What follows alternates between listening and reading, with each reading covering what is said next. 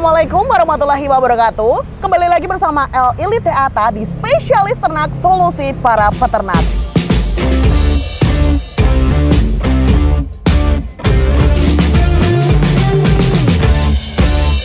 Edisi hari ini kita akan mengulas lebih lanjut, ya kan? Ini mengenai menyimpan pakan ternak komersial. Nah, apa sih itu pakan ternak komersial? Pakan ternak komersial itu pakan jadi yang sudah terkhusus untuk ayam-ayam yang sudah disesuaikan kebutuhannya, untuk energinya. Betul. Nah, ini untuk ayam pedaging, petelur, dan jenis ternak-ternak lainnya, seperti itu. Dan Lita tidak sendiri, Lita bersama si cantik, namanya Mbak Cantik, yang akan mengulas topik ini. Jadi untuk para peternak jangan khawatir, jangan risau, jangan gundah ya Mbak Cantik. Oke, benar. Soalnya masih ada solusi untuk kita. Untuk kita semua. Gimana Mbak Cantik kabarnya? Alhamdulillah sehat. Alhamdulillah. Gimana Mbak Lita nih? Tetap sehat, kuat, rajin belajar. Membara ya. Kok aura-auranya ini semakin berbinar, ini kayaknya calon manten nih kayaknya. Waduh, amin. Amin. Mbak Lita juga nih. Amin. Ini kembali ke topik ya Mbak Chan. Ini pakan ayam komersial.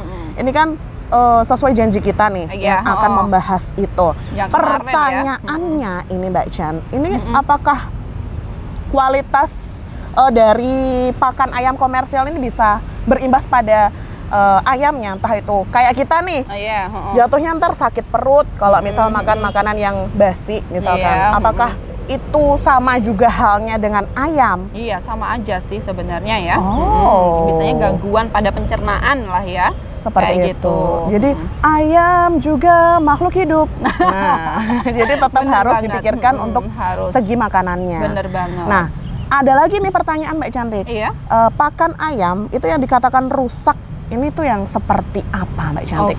Jadi memang ya Mbak Lita, tadi udah dijelaskan ya, tadi pakan komersial ya, Mbak Lita udah tahu banget juga nih kalau masalah pakan komersial. Gitu. Kalau masalah rusak ya tadi, pakan rusak tuh yang seperti apa? Jadi memang kerusakan pakan itu salah satunya itu disebabkan oleh kesalahan penyimpanan pakan sesuai tema kita hari ini. Betul. Nah, benar. Jadi pakan yang rusak itu juga bisa dilihat secara fisik Mbak Lita, dan juga bisa dicium. Nah, kalau dari bau nih Mbak Lita, kalau dari baunya ini pasti tidak bau pakan atau baunya apek. Tahu kan, pernah nyium bau apek ya? Bau apek kayak gitu. Kenapa sih kok bisa apek? Karena bau apek itu karena kadar air dalam pakan ini terlalu tinggi saat disimpan kayak gitu. Yang kedua adalah tempat penyimpanannya atau gudang pakannya ini dalam keadaan lembab kayak gitu. Jadinya baunya apek. Nah, terus yang kedua yaitu pakannya, kalau kita pakan itu salah satunya itu bentuknya itu mes Mbak Lita. Mes itu tepung. Nah, kayak pakannya itu dalam bentuk tepung. Kalau dalam bentuk tepung ini kalau rusak itu kalau kita genggam gini tuh nggak ngepiar. Jadi dia gumpal. Itu rusak berarti. Ini nggak baik kayak gitu. Karena kan dalam keadaan lembab atau kadar airnya ini tinggi, jadi menggumpal, gak mau kempiar, roe-roe, apa ya bahasanya ya kayak gitu. Yang kedua itu jamuran. Nah, biasanya kalau dipakan penyimpanannya terlalu lama kayak gitu juga bisa mengakibatkan keluarnya jamur, adanya kutu. Nah, biasanya kayak kutu beras atau apa itu ya, tahu ya, kayak gitu. Terus yang ketiga adalah kalau pakan, nah ini pakan yang rusak ini tuh tidak bisa atau jangan diberikan ke ternak ayam. Karena apa? Tadi udah kita bahas, karena bisa menimbulkan gangguan pencernaan juga. Kan nggak baik ya buat ini tubuh si ayam kayak gitu. Apalagi kalau nanti diberikan, terus ayamnya sakit, pasti nanti akan berujung pada pembengkakan biaya operasional. Nah, kalau nanti ayamnya sakit kan pasti peternak juga harus memberikan obat. Nah, keluar lagi tuh biaya obat. Nah, apalagi kalau pakannya rusak ya jelas si peternak harus membeli pakan lagi. Nah, bengkak gak tuh di biaya? Bengkak banget. Tapi jangan sambil lirik Lita ngomong bengkaknya Mbak Cantik. Iya. Biaya operasionalnya. Oh iya, beda. Kayak gitu sih Mbak Lita. Jadi kita sebagai orang awam sebenarnya bisa ya Mbak. Jadi cukup diraba kempiar, itu berarti masih bagus. Ya, itu yang mes. Nggak berjemur, itu berarti berjamur. Nggak berjamur, itu berarti masih bagus. Nggak ada kutunya. Gitu. Jadi untuk peternak yang masih pemula, bisa sebenarnya melihat pakan ini sehat atau enggak untuk ayam, gitu ya Mbak Cantik. Gitu. Bener banget. Seperti itu. Lalu konsepnya Mbak Cantik, ini apakah kayak makanan kita manusia yang dimasukin ke kulkas aja deh supaya nggak busuk gitu? Gitu nggak konsepnya? Sama atau enggak nih Mbak Cantik? Oke, jadi konsepnya itu sama-sama menyimpan tapi dengan cara yang berbeda. Oh, ada lagi caranya. Gimana caranya tuh? yang berbeda. Ini kan niatnya kita, tujuannya kita adalah sama-sama menyimpan makanan, menyimpan pakan ternak. Tapi kan metodenya banyak kayak gitu. Nah, kalau di kita kan nyimpennya di kulkas. Kalau kita ya harus di gudang pakan atau di silo pakan kayak gitu. Nah, kalau di kulkas nih, kan penyimpanan ini kan adalah salah satu tindakan pengamanan yang berkaitan dengan waktu, yaitu memperpanjang umur makanan agar kualitasnya tetap baik. Ya nggak sih, kayak gitu nggak sih? Nah, kalau di kulkas kita kan ini kalau di kulkas itu kan makanan kita nih. Kalau dari teratur yang aku baca nih Mbak Lita, kalau di kulkas itu suhunya yang bagus itu di bawah 4 derajat Celcius. Kalau di freezer yang dibekukan itu suhunya di bawah minus 18 derajat Celcius. Nah, apakah sama nih pakan ternak itu disimpan dengan suhu yang sama pada kulkas? Jawabannya tidak. Nah, kalau pakan ternak ini tuh disimpan pada gudang pakan yang suhunya itu adalah 30 sampai 34 derajat Celcius dengan kelembapan harus di bawah 70 derajat Celcius. Kalau kelembapannya tinggi pasti nanti tumbuh jamur kayak gitu. Karena pada intinya itu pakan itu tidak boleh berkontaminasi dengan air gitu.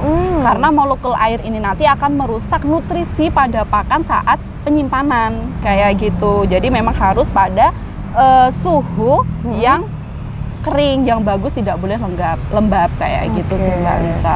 Kalau lembab kan pasti ini ya tumbuh jamur itu tadi kan. Nah, pastinya nutrisi dalam pakan, dalam kandungan pakan itu juga akan rusak kayak gitu sih Mbak Lita. Jadi berbeda ya konsepnya makanan kita dengan makanan ayam, justru ribetan ayam ya Mbak Cin.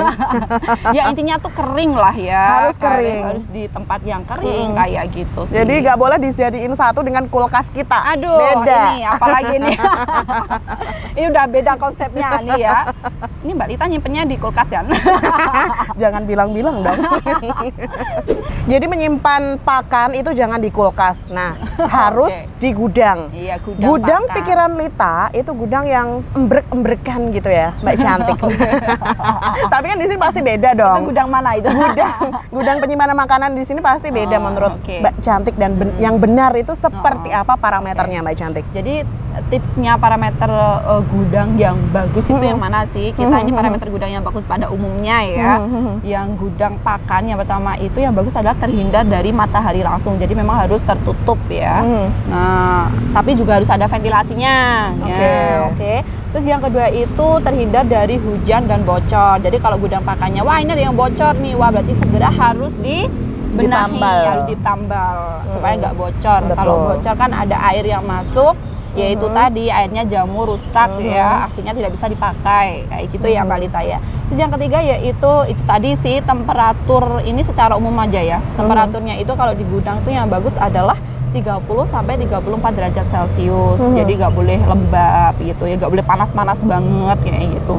Terus untuk kelembapannya baiknya itu kurang dari 70% gitu. Terus yang selanjutnya yaitu terhindar dari hama. Nah, biasanya kalau pakan itu kan di gudang pakan tuh biasanya ada hama tikus Mbak Lita. Nah, ada kutunya. Nah, jadi harus ini ya dikontrol secara periodik kayak gitu. Jadi memang harus dibasmi ini tikus sama kutu-kutu yang ada kayak gitu. Terus selanjutnya yaitu terbebas dari bahan kimia. Nah, jadi nggak dicampur ambrekan bareng pestisida, bareng pupuk, racun tikus. Jadi memang harus sendiri, harus ini khusus gudang pakan gitu. Jadi nggak boleh dicampur dengan barang-barang yang lain kayak gitu. Selanjutnya yaitu layoutnya atau desainnya itu harus luas. Kenapa harus luas Mbak Lita? Biar nggak sepi juga, biar keluar masuknya barang ini juga enak gitu. Harus menerapkan prinsip FIFO itu tadi, first in first out. Jadi yang mana yang masuk baru masuk juga harus cepat keluar. Jadi nggak nimbun ya, betul, kayak betul. Gitu. Terus yang terakhir yaitu ketika menumpuk pakan di gudang pakan kan ditumpuk nih pakannya. Ini nggak boleh kelet sama dinding, Mbak Lita. Nggak boleh kelet. Nah, kalau kelet kan nanti kita takutnya nggak ada sirkulasi udara, kan juga lembab di sini gitu. Jadi memang harus ada jaraknya antara tumpukan dinding sama tumpukan dinding. Tumpukan pakan dengan dinding. Tumpukan pakan sama dinding. Ini jaraknya 30 cm minimal ya. Terus ini juga harus ada alasnya, alas tumpukan pakan. Ini itu sekitar paletnya itu 10 cm di tingginya palet. Nah, tingginya tatakan dengan si alas lantai sama pakannya tingginya harus sekitar 10 cm. Terus kalau ini ketebalan kayunya yang untuk tatakan itu minimal 3 cm kayak gitu sih, Mbak Lita. Oke, supaya kuat. Supaya kuat juga. Kuat. Itu ya maksudnya ada kolongnya gitu ya, Mbak Cantik? Iya, ada kolongnya juga. Selowongan bahasa Inggrisnya. Biar ada sirkulasi udara juga yang masuk kayak gitu. Jadi nggak rapet. Nggak boleh nempel dinding, nggak boleh nempel lantai. Kayak gitu. Seperti itu ya untuk sobat ternak. Dicatat boleh nih supaya nggak lupa ya kan? Iya, nanti siapa tahu di ujian keluar. Betul. Mbak Cantik, ini aku masih ada pertanyaan yang mengganjal di hati. Ini masih ada kemungkinan untuk pakan itu jadi nggak bagus sesuai standar. Misalnya nih, gudangnya udah benar, bangunannya udah benar sesuai standarnya, tapi di dalam prosesnya itu peternaknya masih melakukan hal yang kurang tepat untuk menyimpan pakan tersebut. Nah, boleh bagiin tips untuk peternak, Mbak Cantik? Oke, jadi di sini tips aman penyimpanan pakan, entah itu pakan jadi atau bahan baku pakan. Nah, ini yang pertama yaitu pastikan kadar air dalam pakan itu tidak lebih dari 13%. Nah, ini penting banget ya.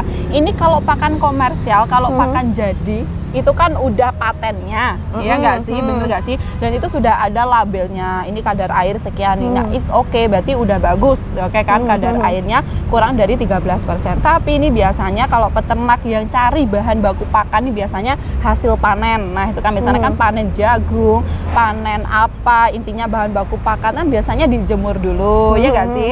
Dijemur dulu, terus nanti dimasukkan karung. Nah kan kita nggak tahu nih kadar airnya itu berapa. Nah, peternak juga harus cek ini kadar airnya itu tidak boleh lebih dari 13%. Dengan cara apa? Dengan cara memakai alat. Alatnya bisa lihat di sini.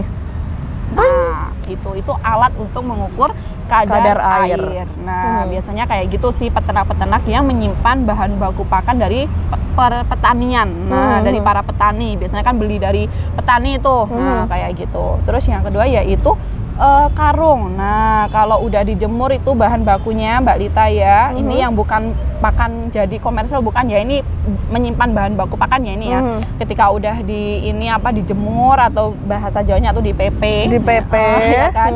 Udah dijemur, sekiranya udah kering, dicek nih kadar airnya. Oh, jagung kadar airnya segini, udah nih tidak lebih dari 13%, terus dimasukkan ke dalam karung. Nah ini baiknya karungnya itu harus dalam kondisi yang bagus, jangan ada bolong-bolong. Nah kalau bolong-bolong itu kan pasti nanti akan ada hama yang masuk kayak gitu, entah itu tikus, entah itu kutu kayak gitu, bener gak sih Mbak Lita? Terus kalau udah kayak gitu, penempatannya bahan baku pakan itu tadi di dalam gudang itu juga harus disusun sesuai dengan bahan bakunya. Misal tumpukan si A ini ada khusus jagung, berarti di dalam di karungnya harus ditulis jagung, masuknya tanggal sekian. Terus tumpukan misalnya sebelahnya ini tumpukan bungkil kacang kedelai, ini ditulis kacang kedelai, masuknya atau belinya tanggal berapa gitu, di mana belinya, kayak gitu. Jadi memang harus sesuai dengan bahan bakunya masing-masing dan jenis-jenisnya disendirikan. Jenisnya disendirikan. Biar kita nggak bingung juga nih kan, peternak udah tumpuk jadi satu, bingung nyari ini yang mana kan bingung tuh. Jadi memang harus disesuaikan dengan jenisnya kayak gitu. Yang ketiga tadi Mbak Lita kan sudah dijelaskan kalau penyimpanannya, tumpukannya itu tidak harus memakai palet atau memakai tatakan. Itu tadi udah dijelaskan ya. Terus lokasinya juga sama. Yang ketiga yaitu yang selanjutnya yaitu tumpukannya, kan udah ditumpuk nih Mbak Lita, ditumpuk. Enggak dong, masa ditumpuk sampai tinggi banget, gimana mau ngambil? Iya, ambruk dong. Gitu. Sebenarnya memang ada alat untuk mengambil tumpukan kayak gitu sih Mbak Lita. Tapi kalau bagusnya itu tingginya tumpukan itu baiknya tidak lebih dari 5 sap. Jadi ada 5 sap, 5 tumpukan, apa ya ini bahasanya ya? Ada 5 sap. Jadi kalau misalkan karung juga nggak apa-apa, 5 tumpuk karung. 5 tumpuk karung. Tapi harus tumpukannya itu nggak, misal nih bentuknya numpuk, ini nggak harus gini-gini, nggak. Tapi ada yang gini, terus nanti dihadapkan sini, dihadapkan sini, dihadapkan sini, dihadapkan sini. Jadi kayak ada tumpukan bata. Lebih jelasnya bisa langsung lihat di sini. Kayak zigzag gitu ya modelnya Kak. Kayak gitu. Terus yang ketiga yaitu, yang selanjutnya yaitu menerapkan prinsip FIFO tadi ya, first in first out. Jadi memang harus barang yang masuk, jadi barang yang masuk harus ini ditaruh di tempat cepat keluar mana. Jadi nanti ada yang masuk berarti harus cepat keluar, barang jadi masuk cepat keluar. Pentingnya ditanggalin itu kayak gitu juga. Nah, bener banget. Jadi penting juga. Jadi kayak gitu. Bisa kalian lihat sih skemanya first in first out tuh kayak gimana. Kalian bisa lihat di sini. Tuing. Nah, kalau udah disusun rapi, berarti peternak itu juga harus sering-sering kontrol. Nah, sering-sering periksa nih secara periodik, misal 3 hari sekali, 2 hari sekali, atau tiap hari juga bagus dikontrol kayak gitu. Kontrol ada apa? Dikontrol nih kondisi karungnya, ini ada yang robek apa enggak kayak gitu. Paletnya ada yang basah, ada yang jeblok atau yang kayak gimana kayak gitu. Terus juga ada ini bau-bau apa gitu, harus peka ya, harus sering dicek kayak gitu biar juga penyimpanannya juga bagus, tahan lama kayak gitu. Terus selain periksa kayak itu tadi juga harus periksa secara periodik adakah kutu atau enggak. Nah, biasanya kalau peternak nyimpen nih biasanya bekatul, tahu bekatul, katul itu ngerti nggak ya sih? Tahu. Nah, biasanya itu kan dia banyak kutunya ya. Biasanya kalau itu disimpan dalam satu ruangan dengan pakan, nah itu bisa jadi kutu dari bekatul ini tadi pindah ke pakan. Nah, kayak gitu. Jadi memang harus disendirikan, gunanya penyimpanan sendiri-sendiri sesuai jenis tuh ya kayak itu tadi Mbak Lita. Misal ini barangnya bagus, tapi yang masuk ini ada hamanya. Nah, kan percuma juga nih, yang bagus jadi kena yang jelek itu berimbas tadi. juga. Kayak gitu. Natskal ya hamanya itu. Bener banget. Nah, kalau udah nih, udah ditata rapi, udah sering dikontrol. Jangan lupa tadi kan udah cek tuh, udah dikasih tanggal, misal tanggal masuknya sekian. Dan itu penyimpanannya itu tidak boleh lebih dari 14 hari gitu. Jadi memang jangan menimbun gitu ya, kayak gitu sih Mbak Lita. Jadi memang di sini ada standar penyimpanannya, minimal minimal untuk umur penyimpanannya ini tidak lebih dari 14 hari, itu lebih bagus. Jadi gitu. peternak juga harus mengira-ngira banyaknya. Iya, bener.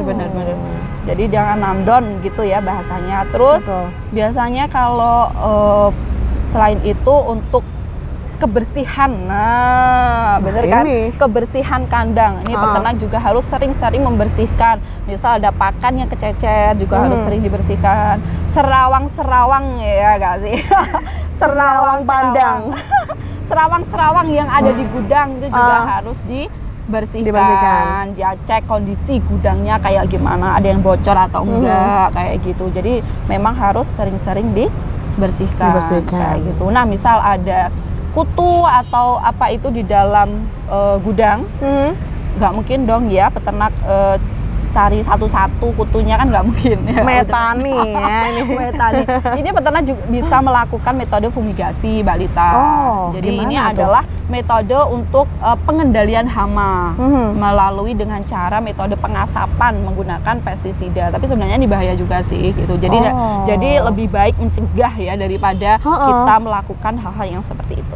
Gitu. Jadi kan nanti bau pestisida juga si pakannya kalau dengan cara gitu. itu. Bener.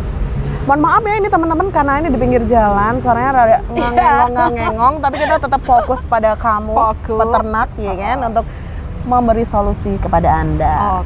Mbak Ce, ini terakhir, ini untuk misalkan nih Lita, pengen banget nih mulai beternak, kasih wejangan dong sama Lita dan teman-teman yang mungkin akan memulai ternaknya. Apa tuh?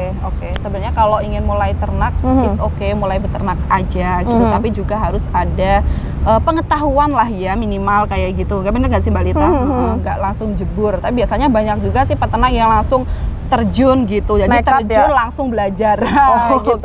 Tapi pasti juga ada risiko ya, nggak sih? Jadi untuk meminimalisir risiko yang ada, tentunya kita juga harus punya pengalaman, pengetahuan, minimal kita ikut orang dulu lah, biasanya kayak gitu nggak sih? Bener. Browsing ya, literatur. Nah ini di Podomoro itu juga ada ini. Nah apa? Di Podomoro itu, di websitenya Podomoro itu ada artikel. Nah untuk peternak pemula yang ingin belajar di situ lengkap banget Mbak Lita, kayak gitu. Jadi memang di Podomoro itu juga kalau dilihat dari websitenya itu juga ada artikel gitu, konsultasi gratis. Nah, jadi peternak pemula yang udah terjun langsung, terus apa? Nggak tahu ini ada permasalahan gini-gini, bingung gimana, langsung aja deh kontak Podomoro Feed Mill kayak gitu. Bisa lihat di sini nih kontaknya dan websitenya. Boleh. Gitu Mbak Lita. Gitu ya untuk peternak pemula. Yuk bareng-bareng sama Lita. Lita juga pengen memulai nih. Gitu. Mbak C, thank you ilmunya. Semoga bermanfaat. Pastinya bermanfaat dong. Untuk teman-teman yang mau request tema apa sih selanjutnya, boleh komen di bawah atau kontak Mbak C atau kontak Lita. Gitu aja Mbak Cantik ya. Akhir kata Lita dan Mbak Cantik pamit. Wassalamualaikum warahmatullahi wabarakatuh. Tetap di Spesialis Ternak, solusi para peternak.